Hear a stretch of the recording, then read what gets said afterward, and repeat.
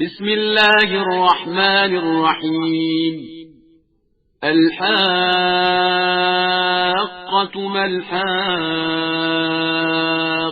وما أدراك ما الحاقة كذبت ثمود وعاد بالقارعة فأما ثمود فأهلكوا بالطاغية وأما عاد فأهلكوا بريح صرصر عاتية سخرها عليهم 7 ليال و8 أيام حسوما فترى القوم فيها صرعا كأنهم أعجاز نخل خاوية فهل ترى لهم من باقية وجاء فرعون ومن قبله والمؤتفكات بالخاطئة فعصوا رسول ربهم فأخذهم أخذة رابية إنا لما طغى الماء حملناكم في الجارية لنجعلها لكم تذكرة وتعيها أذن واعية فإذا نفخ في الصور نفخة واحدة وحملت الأرض والجبال فدكتا دكة واحدة فيومئذ وقعت الواقعة وانشقت السماء فهي يومئذ واهية والملك على أرجائها ويحمل عرش ربك فوقهم يومئذ 8 يومئذ تعرضون لا تخفى منكم خافية فأما من أوتي كتابه بيمينه فيقول هاؤم اقرءوا كتابيه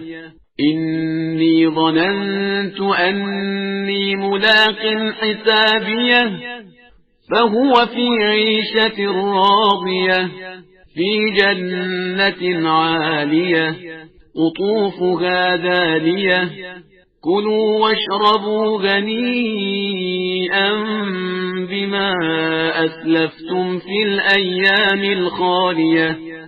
وأما من أوتي كتابه بشماله فيقول يا ليتني لم أوت كتابيه ولم أدر ما حسابيه يا ليتها كانت القاضية ما أغنى عني ماليه هلك عني سلطانيه خذوه فغلوه ثم الجحيم صلوه ثم في سلسلة ذرعها 70 ذراعا فاسلكوه إنه كان لا يؤمن بالله العظيم ولا يحض على طعام المسكين فليس له اليوم هاهنا حميم ولا طعام إلا من غسلين لا يأكله إلا الخاطئون فلا أقسم بما تبصرون وما لا تبصرون إنه لقول رسول كريم وما هو بقول شاعر قليلا ما تؤمنون ولا بقول كاهن قليلا ما تذكرون تنزيل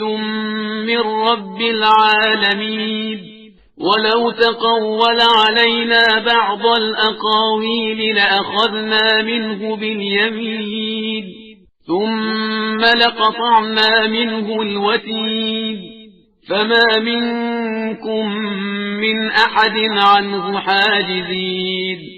وإنه لتذكرة للمتقين وإنا لنعلم أن منكم مكذبين وإنه لحسرة على الكافرين وإنه لحق اليقين فسبح باسم ربك العظيم